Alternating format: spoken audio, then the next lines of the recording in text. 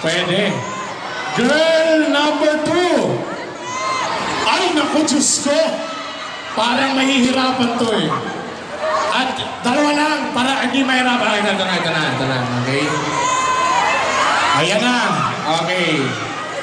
Alden, makimay ka muna sa boses nila. Hi lang muna. Dalawa lang yun. Dalawa lang. Okay. Oh, hi muna kang Alden. Hi mo muna. I-welcome mo muna siya. Alden, makinig ka. Ito si girl number 1. Okay. Hi, Tisoy. Ay! Anong mensahe mo sa kanya? Tisoy, I love you. Ay! Grabe, I love you agad. Okay. Ito naman si girl number 2. Sexy rin.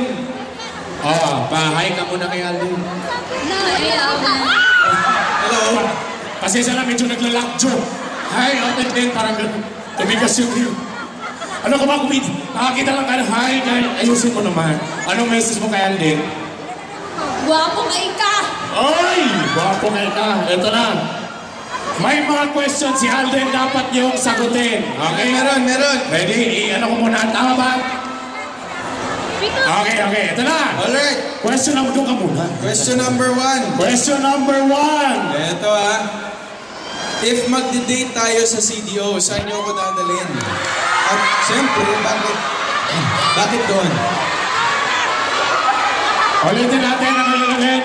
If magdi-date kami sa CDO, saan nila ako dadalhin, tsaka bakit? Saan daw kayo magdi-date? Asa daw mo mag-date? Kundi sa Cagayan de Oro. Girl number 1, ayusin mo.